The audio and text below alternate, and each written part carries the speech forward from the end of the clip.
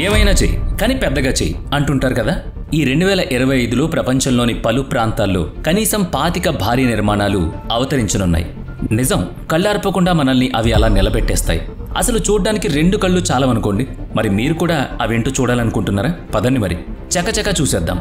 Of course virtual టూరే అనుకోండి, కానీ వీలైతే నేరుగా వెళ్లి చూడగలిగితే చూడండి.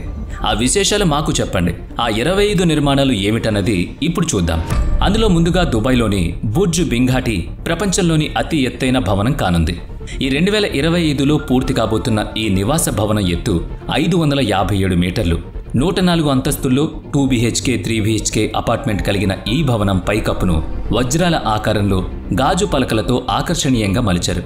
బింఘాటి ప్రాపర్టీస్, జాకోబ్ అండ్ జ్యువెలరీ సంయుక్తంగా నిర్మిస్తున్న ఈ Burj Binghatti Jacob and co residences భవనంలో ఫ్లాట్ కొనుగోలు చేసిన వారికి సూపర్ కార్ గాని డైమండ్ వాచ్ గాని ఉచితంగా ఇస్తారా లేదా అన్నది ఇంకా స్పష్టంగా తెలియదు.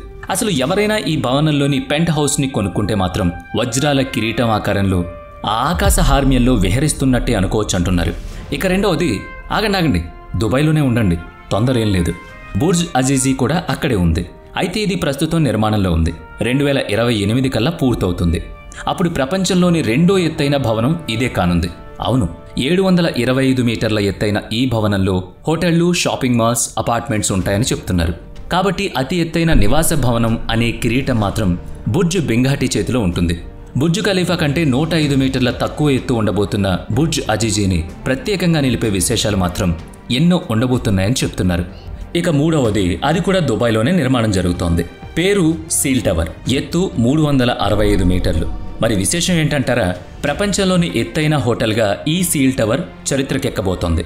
బుర్జ్ బింఘాటి కంటే 200 మీటర్ల తక్కువ ఎత్తులో ఉంది కదా అనుకోకండి.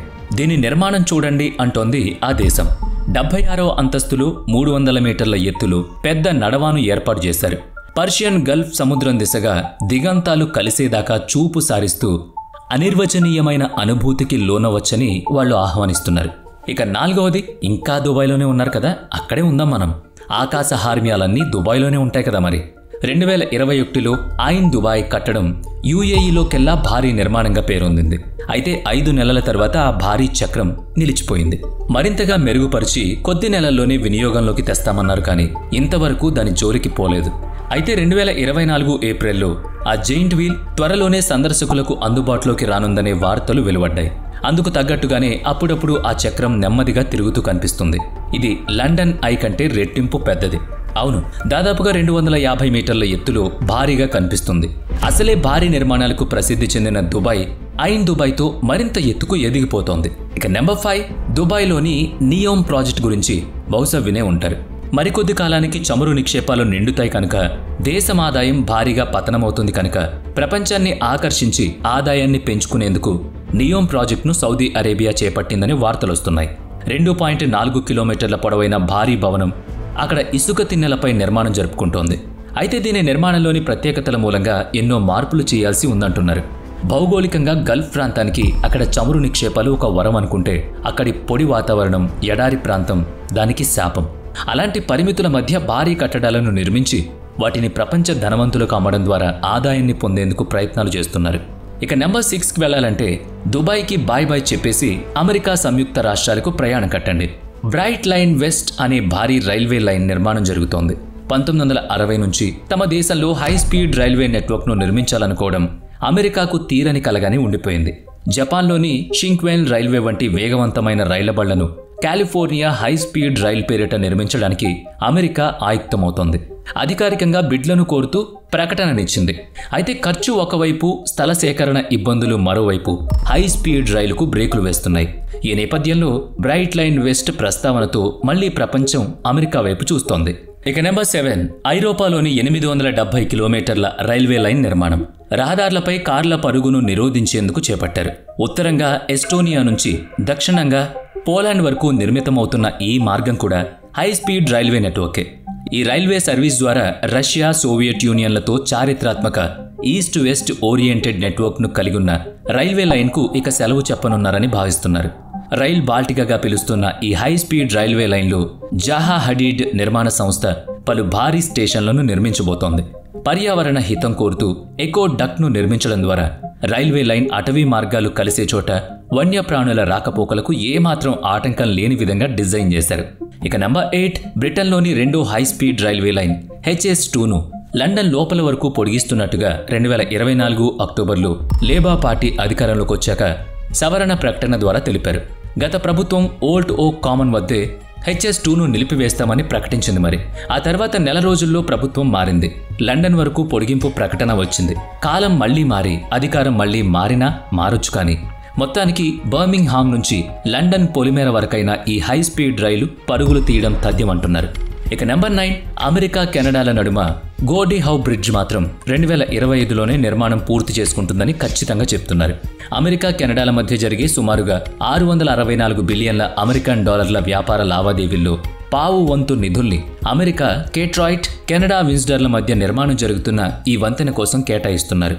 రోజుకు $300 మిలియన్ అమెరికన్ డాలర్ల విలువైన వ్యాపార లావాదేవీలు ఈ రెండు దేశాల నడుమ జరుగుతుంటాయి. అందుకోసం రాకపోకల నిమిత్తం ఉపయోగిస్తున్న వంతెనపై రద్దీ విపరీతంగా పెరిగిపోతోంది. కనుకనే 2004లో ఒక ప్రత్యామ్నాయ మార్గంగా ఈ గోల్డ్ హౌ బ్రిడ్జ్ రైల్వే లైన్ను ప్రతిపాదించినప్పుడు పాత బ్రిడ్జ్ తాలూకు వాళ్ళు ఈ ఫీజు వసూలు ద్వారా డ్యూటీ ఫ్రీ దుకాణాల నిర్వహణలో బాగా సంపాదిస్తున్నారు. ఇక నెంబర్ 10, ఇరాక్లోని గ్రాండ్ ఫా పోర్ట్ నిర్మాణం త్వరలో ఆ దేశం రూపురేఖల్ని మార్చబోతోందట. పోర్ట్ నుంచి తుర్కీ వరకు 1200 కిలోమీటర్ల పొడవైన రైల్వే నిర్మాణం కూడా జరుగుతోంది. రవాణా రంగంలో విప్లవాత్మకమైన మార్పుల్ని తీసుకురావాలనే ప్రయత్నానికి తోడుగా ఐరోపా ఖండంలోకి ఓ కొత్త ప్రావేశిక మార్గం కూడా ఉపయోగపడాలనే ఆలోచనతోనే ఇందుకు శ్రీకారం చుట్టారు. అయితే అందుకు తగ్గట్టు వ్యాపారం జరగకపోతే మొదటికే మోసం రావచ్చు. పైగా పశ్చిమాసియా, మధ్యప్రాచ్య దేశమైన ఇరాక్లోని రాజకీయ సామాజిక వాతావరణంలో రక్షణపరమైన ఇబ్బందులుండవని ఇరాక్ భరోసా కల్పించగలిగితే ఖాతాదారులు అటుగా వస్తారని పరిశీలకులు ముందు చూపుతూ ఉన్నారు. ఇక నెంబర్ 11, ఇరాక్ అనగానే భారతీయులకు గుర్తొచ్చే పేరు బాగ్దాద్ నగరం. ప్రపంచంలోని భారీ భవనాల్లో ఒకటి ఇప్పుడిక్కడ నిర్మాణం జరుపుకుంటోంది. ఇరాక్ దేశ కేంద్ర బ్యాంక్ భవనం ఇది. జాహా హడీడ్ ఆర్కిటెక్ట్ కంపెనీ డిజైన్ చేసిన సదరు భవనం ఆకారం చాలా ఆకట్టుకునేలా ఉందని తెలుస్తోంది. ఇది ఇరాక్ భవిష్యత్తుకు చిహ్నంగా ప్రాచీన ఇరాక్ దేశానికి ప్రతిబింబంగా ఉండేలా నిలుస్తుందంటున్నారు. ఇక నెంబర్ 12, జపాన్లో 2025లో ఒసాకా ఎగ్జిబిషన్ జరగనుంది.